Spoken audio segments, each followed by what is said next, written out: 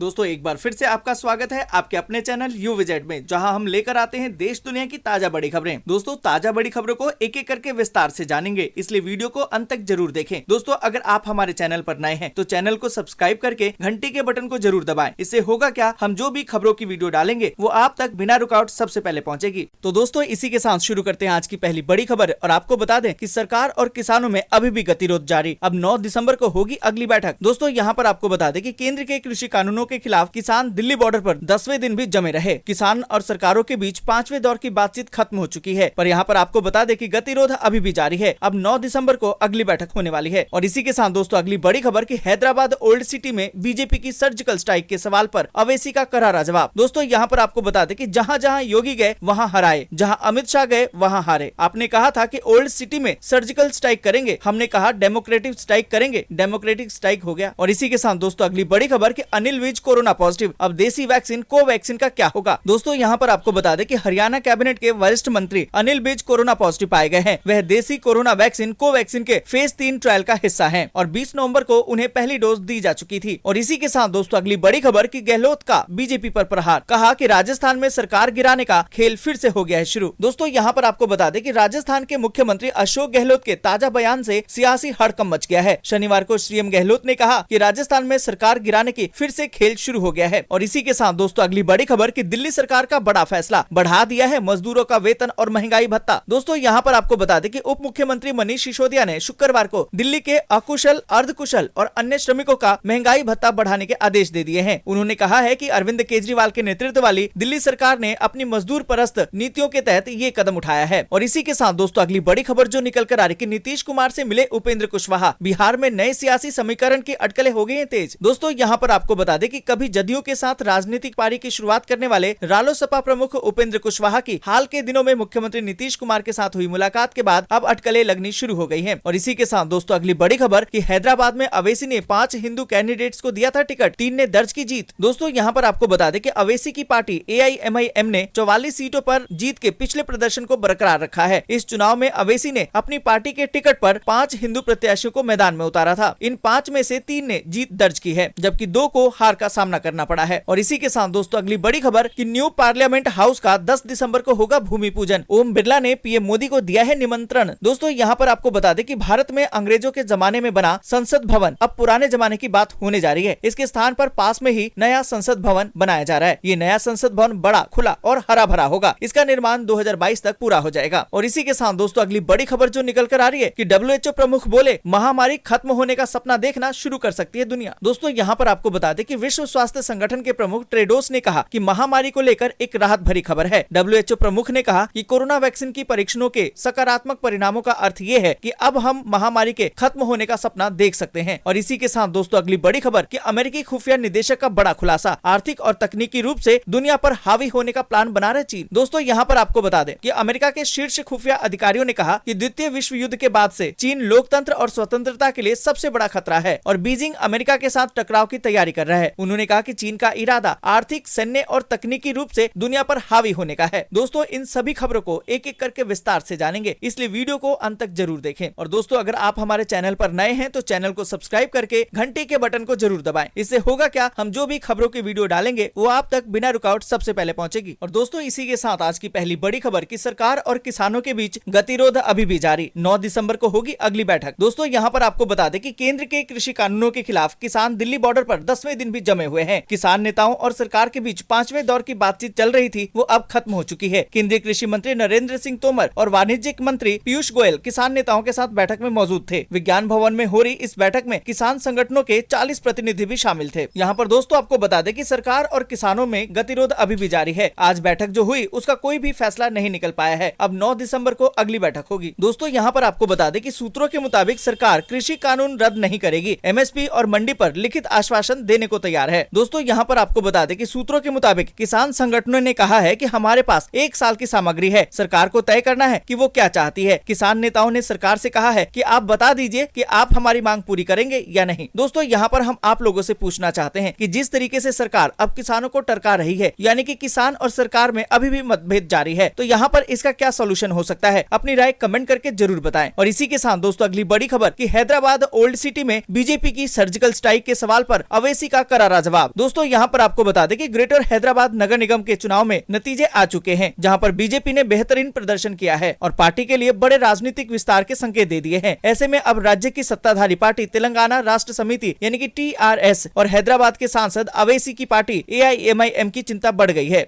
निकाय चुनाव के नतीजों के बाद अब मजलिस नेता से ये सवाल किया गया, क्या आप मानते हैं कि बीजेपी ने उन्हें उन्हीं के गढ़ में हरा दिया है? यहाँ पर दोस्तों आपको बता दें कि अवैसी ने कहा कि आप नेशनल चैनल वालों को मुझसे कोई मोहब्बत हो गई है। आप लोग कह रहे हैं कि अवैसी के घर में, मेरे घर में कहाँ कौन जीता है? हम तो कह रहे हैं कि मेरे अंगना में तुम्हारा कोई काम नहीं है। दोस्तों यहाँ पर आपको बता दें कि अवैसी ने दोबारा से कहा कि हम तो जहाँ जहाँ योगी गए वहाँ हराए गए, जहाँ अमित शाह गए वहाँ हारे। आपने कहा था ना कि ओल्ड सिटी में सर्जिकल स्ट्राइक करेंगे, हमने कहा डेमोक्रेटिव स्ट्राइक करेंगे और डेमोक्रेटिव स्ट्राइक हो गया। अब नेशनल मीडिया को बीजेपी का बाजा बजाने का इतना शौक है तो बजाइए, मगर हमारे कंधे पर बाजा मत रखिए। और इसी के साथ दोस्तों अगली बड़ी खबर जो निकल कर आ रही है, अनिल विज कोरोना पॉजिटिव, अब देसी वैक्सीन कोवैक्सीन का क्या होगा? दोस्तों यहाँ पर आपको बता दें कि भारत बायोटेक की कोविड-19 वैक्सीन कोवैक्सीन की चर्चा अचानक तेज हो गई है। वजह है ट्रायल में शामिल हरियाणा के एक मंत्री अनिल विज का कोविड पॉजिटिव मिलना। सोशल मीडिया पर एक धड़ा विज के कोविड पॉजिटिव होने को वैक्सीन की सफलता और असफलता से जोड़कर देख रहा है। ऐसी अटकलों और कयासों को बढ़ावा मिल रहा है, जिससे कि वैक्सीन के असर और सेफ्टी को लेकर संदेह जताया गया है। हालांकि वैक्सीन निर्माता कंपनी ने साफ कर दिया है कि कोवैक्सीन कितनी असरदार है, इसका पता ट्रायल खत्म होने पर ही लगेगा। भारत बायोटेक ने कहा है कि